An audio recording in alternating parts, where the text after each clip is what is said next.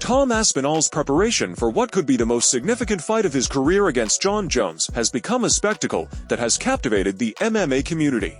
The interim UFC heavyweight champion has been documenting his grueling training camp through social media, offering fans an unprecedented look at the extreme measures he's taking to dethrone one of the greatest fighters in combat sports history. Each training session appears more intense than the last, with Aspinall pushing his body to its absolute limits through a combination of high-volume striking drills, wrestling with elite-level partners, and strength and conditioning work that borders on masochistic. His approach isn't just about physical preparation, it's a psychological statement, a way of demonstrating to Jones and the UFC that he possesses the discipline, work ethic, and sheer determination required to shock the world. The footage shows him working with a sense of urgency, as if he knows this could be his only shot at cementing his legacy by defeating an icon of the sport. Joe Rogan, whose voice carries immense weight in MMA circles, recently dedicated a significant portion of his podcast to breaking down Aspinall's training methods and what they could mean for a potential fight against Jones. Rogan, who has witnessed countless fighters prepare for championship bouts over his decades in the sport, seemed genuinely astonished by Aspinall's physical attributes and technical proficiency. He marveled at how the British heavyweight moves with the agility of a middleweight despite carrying 150 pounds of muscle, noting that this rare combination of size and athleticism could disrupt Jones' usual advantages in reach and mobility. Rogan went into granular detail about Aspinall's footwork, hand speed, and ability to chain together punches and kicks without telegraphing his movement's qualities that could help him penetrate Jones' famously unorthodox defensive style. Perhaps most telling was Rogan's observation that Aspinall seems to be improving at an exponential rate, suggesting that the version of him that might face Jones could be even more dangerous than the one who steamrolled through recent opponents. The striking element of Aspinall's training has drawn particular attention because of its sheer ferocity and technical precision.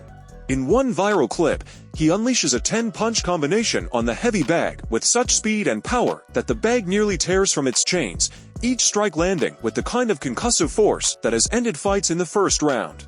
His coaches can be heard in the background emphasizing defensive responsibility even during these offensive flurries, a detail that speaks volumes about his preparation for Jones' counter-striking genius. What makes these sessions truly remarkable is the diversity of his attack. He seamlessly blends traditional boxing combinations with spinning back kicks, elbow strikes, and punishing low kicks that could compromise Jones' mobility over time.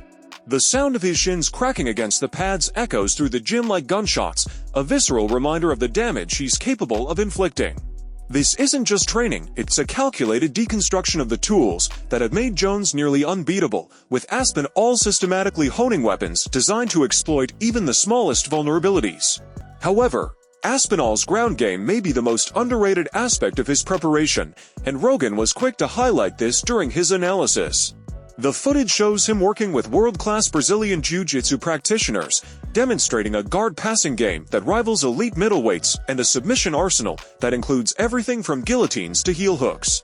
In one particularly eye-opening sequence, he transitions from a double leg takedown directly into mount, then immediately sets up an arm triangle choke with the kind of fluidity rarely seen in the heavyweight division. This is crucial because Jones has historically used his wrestling and top control to dominate opponents when standing exchanges become too risky. Aspinall appears to be preparing not just to stuff takedowns, but to punish Jones on the ground if the fight goes there, potentially neutralizing one of the champion's most reliable paths to victory. His training partners have spoken about his ability to match the pace of fighters 50 pounds lighter, suggesting that he could maintain this level of activity deep into championship rounds if necessary. Jon Jones presents a puzzle unlike any Aspinall has faced before, and the British contender's training reflects an acute awareness of this fact. Every drill seems designed to address specific challenges Jones poses: the unorthodox stance, the devastating elbows in the clinch, the psychological warfare that has broken so many opponents before they even step into the cage. Aspinall has been sparring with tall, lanky fighters who mimic Jones' 84.5-inch reach, working on angles and entries that could help him bypass that formidable jab. His nutrition team has him looking leaner than ever, suggesting a focus on cardio that acknowledges Jones' ability to drag fights into deep waters and break opponents mentally and physically. Even the mental preparation appears next level, with Aspinall bringing in sports psychologists to help him maintain composure against an opponent known for getting inside rivals' heads. This isn't just preparation for a fight, it's preparation for the moment when he steps into the octagon with a man many consider unbeatable, and every detail suggests he understands the magnitude of what he's attempting to accomplish. The UFC's hesitation in booking this fight stems from Jones' expressed desire to face Stipe Miocic in a legacy bout, but Aspinall's recent performances and training footage are making that matchup increasingly difficult to justify. His 69-second demolition of Sergey Pavlovich to claim the interim title was a statement that resonated throughout the division, proving he could handle the most feared power punchers in the sport. Now, with each training clip showcasing new dimensions to his game, the pressure is mounting on the UFC to give fans what they want: a clash between the established king and the most dangerous contender the division has seen in years. The promotion finds itself at a crossroads. Honor Jones' wishes for a fight that looks backward at history, or embrace the future by pitting him against an opponent who represents the new generation of heavyweights. Aspinall's social media activity suggests he's well aware of this dynamic, with his posts becoming increasingly pointed in their challenge to both the UFC and Jones himself. What makes this potential matchup so compelling is the stylistic clash at its core.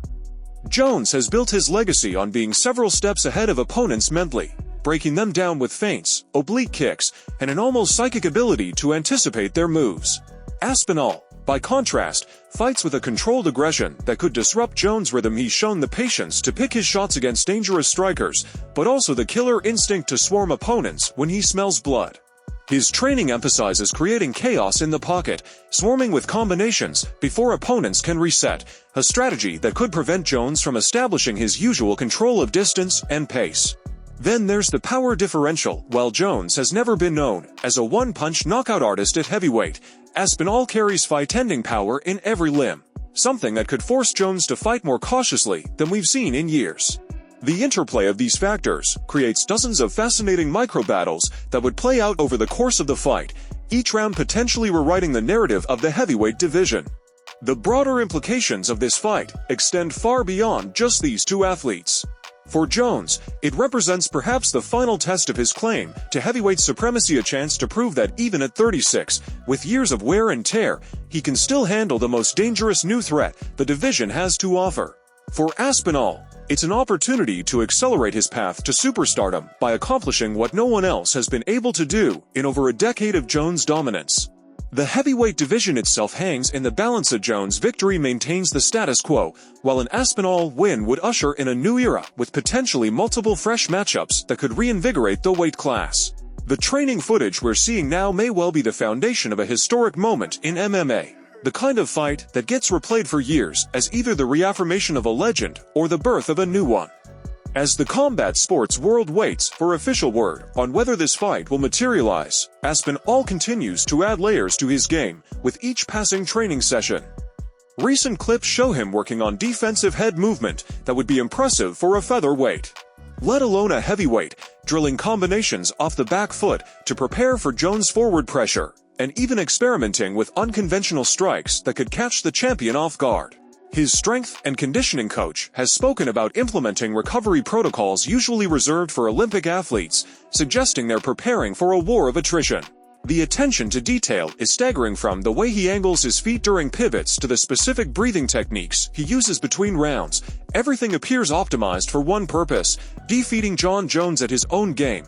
This isn't just another fight camp. It's the culmination of years of preparation for a moment that could define Aspinall's career and reshape the landscape of the UFC's heavyweight division. When Joe Rogan speaks about a fighter with the level of enthusiasm he's shown for Aspinall, the MMA world takes notice. His breakdowns carry credibility because they come from someone who has studied the sport's evolution for over 20 years and trained with countless elite fighters.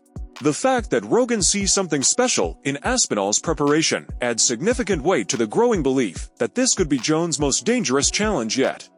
As the speculation continues and negotiations presumably unfold behind the scenes, one thing has become undeniably clear through Aspinall's training footage: whether the fight happens next or further down the line, he is preparing himself to be the man who finally solves the puzzle of Jon Jones. The intensity of his workouts, the specificity of his drills, and the visible improvements in his skill set all point toward a fighter who isn't just hoping for a title shot, he's engineering a masterpiece designed to shock the world. When, and if these two giants finally collide, It may well be remembered as the night the heavyweight division changed forever.